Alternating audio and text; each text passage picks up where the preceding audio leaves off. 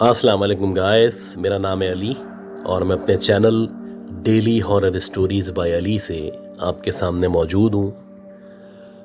मैं उम्मीद करता हूँ आप लोग दुनिया में जहाँ पे भी मौजूद हैं खैरियत से हैं, खुश हैं और आपकी ज़िंदगी ज़बरदस्त गुजर रही है।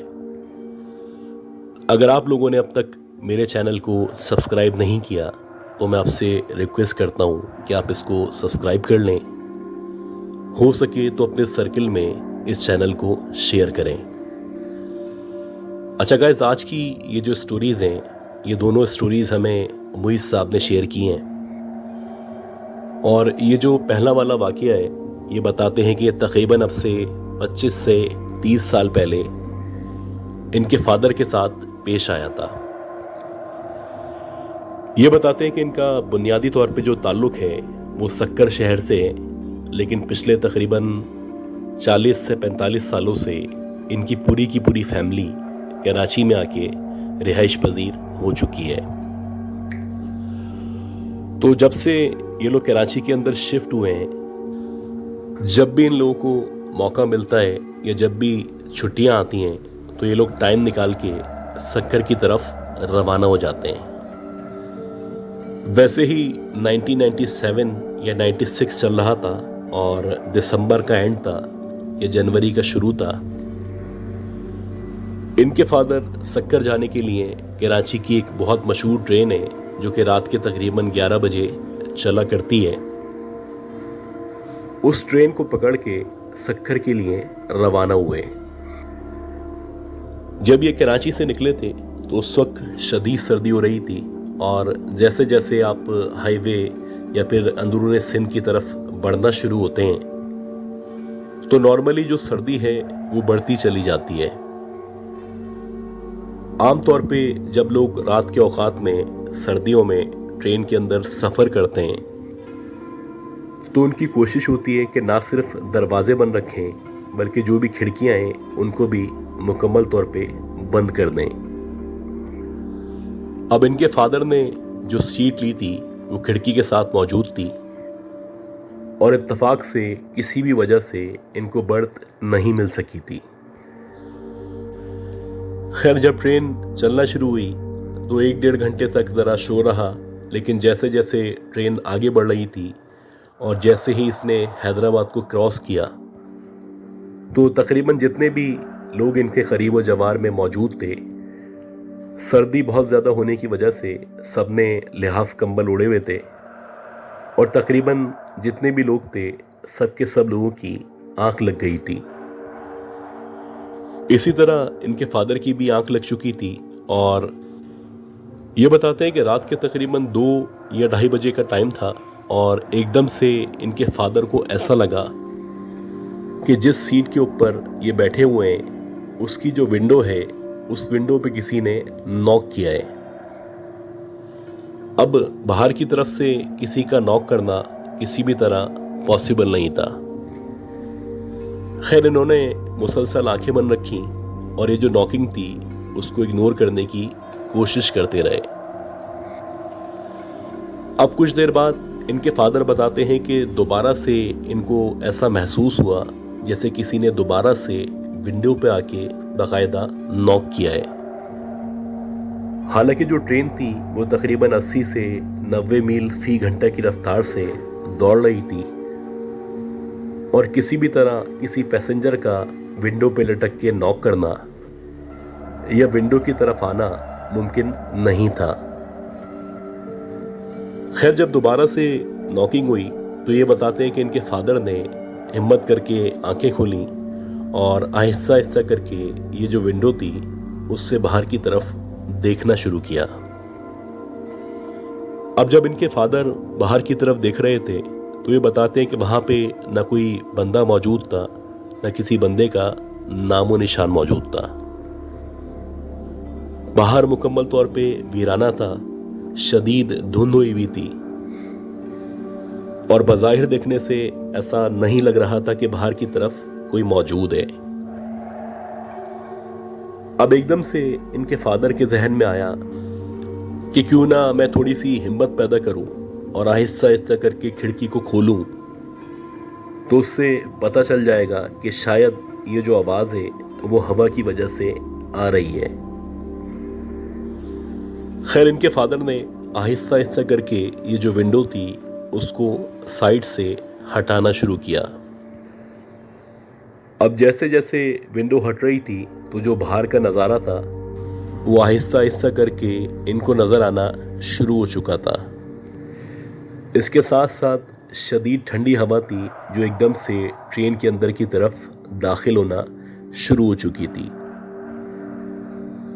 ये बताते हैं कि जैसे ही मेरे फादर ने तकरीबन 30 से 40% विंडो खोली तो इनको पहला इम्प्रेशन यही आया कि जैसे बाहर की तरफ कोई ट्रेन के साथ साथ परिंदा मौजूद है जो कि ट्रेन की ही रफ्तार से मुसलसल ट्रेन के साथ उड़ रहा है। अब ये बड़ा हैरान हुए कि इतनी रात में, इतनी शदीद सर्दी में, जबकि ट्रेन बहुत ज़्यादा स्पीड से चल रही है, तो उसी स्पीड से भला कोई परिंदा ट्रेन के बराबर में या फिर उसकी विंडो के बराबर में कैसे उड़ सकता है। अब ये टोटली नींद में थे और अजीब सी गुनूदगी इनके ऊपर तारी थी, तो इन्होंने अपने आप को झटका और आंखें बंद की और उसके बाद दोबारा से अपनी आंखों को खोला। ये बताते हैं कि जैसे ही इनके फादर ने दोबारा से आंखें खोली तो इन्होंने ये मंजर देखा कि इनकी ट्रेन के बिल्कुल बराबर में, यानी जहां पे इनकी विंडो है उसके बिल्कुल साथ एक औरत की तरह कोई वजूद है जो मुसलसल इनकी ट्रेन के साथ साथ हवा में तेजी के साथ उड़ रहा है। और इस अंधेरे में ऐसा लग रहा है कि जैसे उसकी जो आंखें हैं वो लाल शोलों की तरह या लाल अंगारों की तरह चमक रही हैं। अब जैसे ही इन्होंने ये मंजर देखा तो पहले तो इनको यकीन ही नहीं आया कि भला ऐसा कैसे हो सकता है कि कोई औरत उड़ सके या हवा में लेविटेट कर सके। जब इन्होंने अंदर की तरफ देखा और उसके बाद तीसरी दफा बाहर की तरफ देखा तो ये बताते हैं कि इनके फादर ने देखा कि वो जो औरत है वो अकेली नहीं है, उस औरत के साथ साथ दो मजीद औरतें हैं जिनका बहुत अजीब सा हुलिया है और वो हवा की सी रफ्तार से इनकी ट्रेन के साथ साथ उड़ रही हैं। और इन तीनों औरतों की जो आंखें हैं वो लाल शोलों की तरह या लाल अंगारों की तरह चमक रही हैं। एक अजीब सी शैतानी मुस्कुराहट है जो इन तीनों के चेहरों पे मौजूद है और आहिस्ता आहिस्ता करके ऐसा लग रहा है कि वो इनकी खिड़की की तरफ या इनकी तरफ बढ़ती चली जा रही हैं। ये बताते हैं कि जैसे ही इनके फादर को ऐसा लगा कि वो तीनों औरतें आहिस्ता आहिस्ता करके इनके फादर की तरफ बढ़ रही हैं या फिर विंडो से अंदर की तरफ आने की कोशिश कर रही हैं, तो इन्होंने एकदम से जोर से विंडो को बंद किया। और जैसे ही इनके फादर ने विंडो को बंद किया तो उसको बंद करने की वजह से एक अजीब सा शोर था जो पैदा हुआ। और जैसे ही शोर हुआ तो अंदर इनके साथ साथ जो भी लोग मौजूद थे उनमें से दो लोगों की आंख खुल गई। वो कहने लगे कि भाई साहब खैरियत तो है, आप इतनी रात में विंडो को क्यों खोल रहे हैं? एक तो वैसी इतनी शदीद सर्दी हो रही है, उसके बाद आप इतने अंधेरे में अगर विंडो को खोलेंगे तो इससे आपकी तबीयत भी खराब हो सकती है। खैर, मेरे फादर ने उन लोगों को बताया कि मुझे ऐसा लगता है कि ये जो विंडो है, इस विंडो के बाहर तीन औरतें हैं जो इस ट्रेन के साथ साथ हवा में उड़ रही हैं। अब ये सुनने के बाद वो जो लोग थे वो एकदम से नीचे उतरे और नीचे उतरने के बाद उन्होंने विंडो को खोला। और जब उन लोगों ने विंडो को खोला तो उन दोनों लोगों ने भी यही चीज़ देखी कि ट्रेन के बिल्कुल बराबर में ट्रेन की रफ्तार से तीन औरतें ट्रेन के साथ साथ हवा में उड़ रही थी। खैर, इन्होंने जल्दी से विंडो को बंद किया और जो भी इन लोगों को कुरानी आयत आती थी वो इन लोगों ने पढ़ना शुरू की। तकरीबन आधे घंटे तक ये लोग मुसलसल तिलावत करते रहे और इन लोगों को मुसलसल ऐसा महसूस होता रहा कि आधे घंटे तक वो तीनों जो औरतें हैं, वो जो भी मखलूक़ात थी, वो ट्रेन के साथ साथ इनको फॉलो कर रही थी। ये बताते हैं कि जैसे तैसे जब सक्कर का स्टेशन आया और मेरे फादर ट्रेन से बाहर निकले तो उनको उसी वक्त ही एहसास होना शुरू हो चुका था कि जैसे उनकी जो तबीयत है वो बहुत ज़्यादा ख़राब हो चुकी है। और वाकई में जब वो घर पहुंचे तो उनको 102, 103 बुखार हो चुका था। ये जो हाईवे का एरिया है, ये आप समझ लें कि हैदराबाद से मज़ीद जब आप ट्रेन के ज़रिए आगे बढ़ते हैं, जो रास्ते में कच्चे का एरिया आता है या जो वीरान एरिया आता है, उस एरिया के बारे में कहा जाता है कि बहुत सारे लोगों ने उन खेतों में, उस वीराने में बहुत सारी इस तरह की मखलूक़ात को टाइम बाय टाइम विटनेस किया है। अगर आप लोगों के पास भी उस एरिया के बारे में, ख़ास तौर पे उन खेतों के बारे में या उस वीराने के बारे में कोई इस तरह के किस्से, कोई इस तरह की कहानियाँ मौजूद हैं, तो मैं रिक्वेस्ट करता हूँ कि आप लोग भी इस तरह के किस्से और इस तरह की कहानियाँ मेरे साथ शेयर करें। अच्छा गाइस, इसकी ये जो दूसरी स्टोरी है, उस स्टोरी के मुताबिक ये बताते हैं कि 1991 में इनके जो मामू हैं वो बहावलपुर के अंदर एक गवर्नमेंट इदारे में जॉब किया करते थे। अब जब इनके मामू की उस गवर्नमेंट इदारे में जॉब लगी थी तो इनके मामू की जो उम्र थी वो तकरीबन 20 या 21 साल के दरमियान थी। अब जहां पे इनकी पोस्टिंग हुई थी तो पोस्टिंग के साथ साथ इनको वहां पे 2 कमरे रिहाइश के लिए फराहम कर दिए गए थे। इनके मामू बताते हैं कि शुरू में जब मैं उस गांव में या उस एरिया में गया तो जाहिर सी बातें, बहुत सारी मुश्किलात थी जो मेरे साथ पेश आईं। एक तो मेरा वहाँ पे ना कोई जानने वाला था, ना कोई दोस्ती आ रही थी, ना कोई सर्किल था, तो मेरे लिए वहाँ पे टाइम को स्पेंड करना या टाइम को किल करना ऑफिस से आने के बाद बड़ा मुश्किल था। खैर, जैसे जैसे मैंने वहाँ पे टाइम स्पेंड करना शुरू किया तो सराउंडेड जो भी लोग थे, ख़ास तौर पे उस इदारे के जो लोग थे, उनसे आहिस्ता आहिस्ता करके मेरी जो सलाम दुआ थी वो बढ़ना शुरू हो गई। अब क्योंकि मैं कोशिश करता था कि मेरे जितने भी दोस्त हों या जितना भी सर्किल हो वो मेरी ही एज का हो या 1 आध साल का फ़र्क हो, तो 2 से 3 महीने के अंदर अंदर हमारी वहाँ पे तकरीबन 5 या 6 लड़कों की दोस्ती बन गई। और हम सारे के सारे एक ही एज के थे, एक ही तरह के ख्यालात थे, एक ही तरह के हमारे विजन्स थे, तो आपस में हम लोगों की बड़ी अच्छी दोस्ती चलने लगी। शुरू में तो हम लोगों की कोशिश होती थी कि वहीं पे ही उसी जगह टाइम स्पेंड करें, लेकिन जैसे जैसे हमारी दोस्ती बढ़ती चली जा रही थी तो एक दफ़ा हम लोगों ने प्लान किया कि हमारा जो ऑफिस है या जहाँ पे जिस गांव में हम लोग जॉब किया करते हैं उससे तकरीबन 35 या 40 किलोमीटर दूर एक जंगल नुमा जगह मौजूद है, और क्यों ना हम लोग इस हफ्ते यानी कि जुम्मे की रात को वहाँ चले जाएं और पीर तक वापस आ जाएं। वहाँ जाएंगे, वहाँ जाके शिकार करेंगे और जो शिकार करेंगे उसको वहीं पे पका के वहीं पे खा लेंगे। ये हमारा प्लान था और एज पर प्लान हम लोग रात के तकरीबन 7:30 या 8 बजे 5-6 दोस्तों के हमरा अपने गांव से उस जंगल की तरफ रवाना हो गए।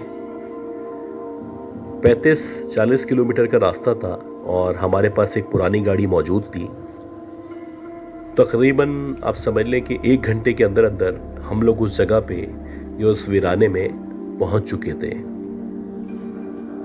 अब वहां पहुंचने के बाद सबसे पहले हम लोगों ने कैंप लगाए और कैंप लगाने के बाद हम लोगों ने हिरन की या इस तरह के जानवरों की तलाश शुरू कर दी।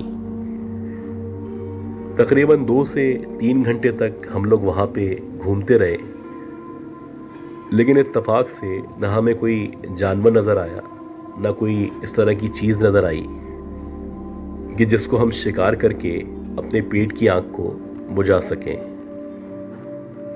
और तकरीबन जब 3-4 घंटे गुजर गए और हमें कोई आसरा नज़र नहीं आया तो हम लोगों ने सोचा कि जो दरख्त वगैरह लगे हुए हैं, जैसे कि आम के पेड़ मौजूद थे, इसी तरह कुछ फ्रूट्स के दरख्त मौजूद थे, तो क्यों ना उन दरख्तों से हम आम तोड़ लें या इस तरह के फ्रूट निकाल लें, ताकि फ़िलहाल के लिए पेट के लिए कोई ना कोई आसरा हो सके।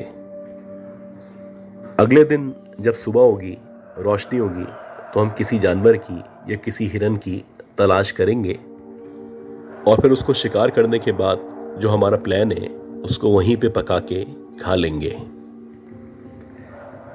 खैर, इसी इरादे से हमने देखा कि एक आम का दरख्त है और उसमें बहुत ज़्यादा आम मौजूद हैं। तो हम सारे के सारे उस दरख्त के करीब चले गए और हमारा एक दोस्त था जो कि बड़ा पतला दुबला दोस्त था, जिसका इतना ज़्यादा वज़न नहीं था। तो हम लोगों ने उसको आगे कर दिया कि तुम जाओ और आम को तोड़ के नीचे हमारी तरफ फेंको।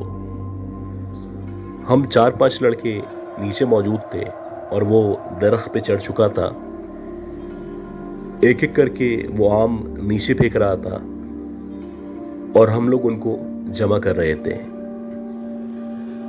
ये बताते हैं कि उसने तकरीबन 7 या 8 आम फेंक दिए और 7 या 8 आम फेंकने के बाद वो एकदम से हम सब के पीछे की तरफ देखने लगा।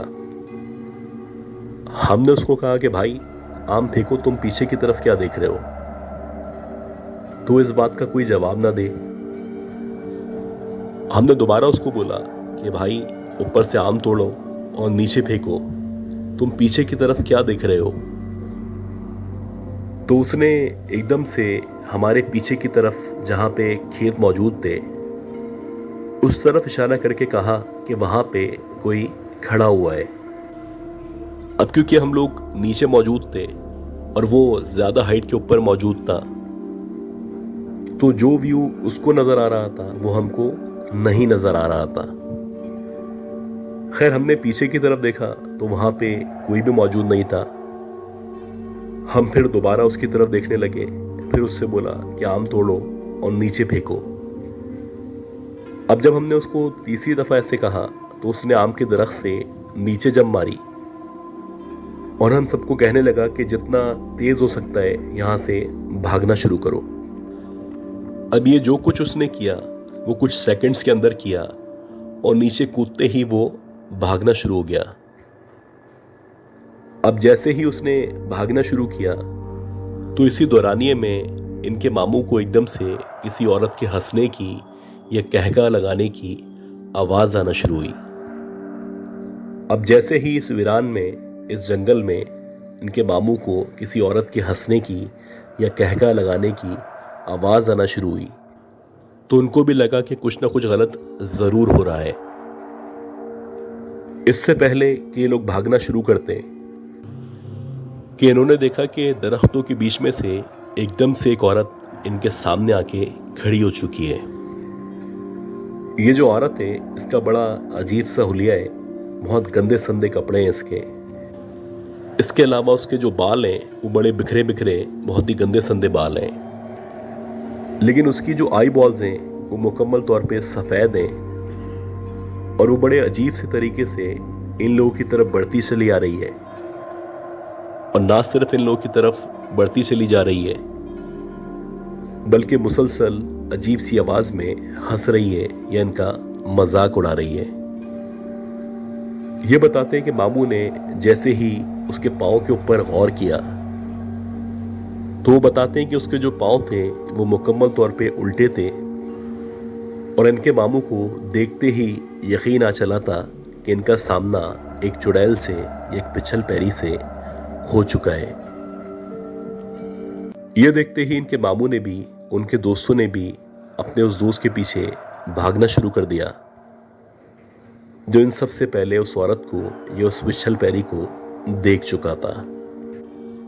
ये जो भी इनका प्रोग्राम था कि वहाँ पे 2-3 दिन गुजारेंगे, वहाँ पे शिकार करेंगे, ये सारा का सारा इन लोगों ने कैंसिल किया और जैसे तैसे अपनी गाड़ी के पास पहुँचे। और जब तक ये गाड़ी के पास पहुँचे तब तक इनको मुसलसल एहसास होता रहा कि जैसे वो जो औरत है या वो जो चुड़ैल है वो मुसलसल इन लोगों को न सिर्फ फॉलो कर रही है बल्कि अपने मुंह से अजीब तरह की या गुर्राने की आवाजें निकाल रही है। ये बताते हैं कि इनके मामू समेत जितने भी दोस्त थे सब जैसे तैसे गाड़ी में बैठे और जितना तेज हो सकता था इन्होंने गाड़ी को दौड़ाना शुरू किया। जैसे तैसे ये लोग अपने गांव पहुंचे और जब ये लोग अपने गांव पहुंचे तो इन सारे के सारे दोस्तों को शदीद बुखार हो चुका था और तकरीबन 1 से 1.5 हफ्ते तक ये लोग शदीद बीमार रहे।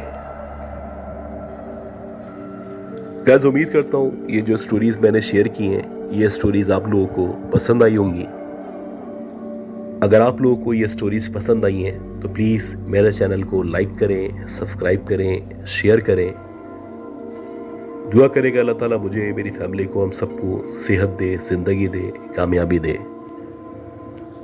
अगले अपलोड तक के लिए अपना बहुत ही ख्याल रखिएगा। अल्लाह हाफिज़।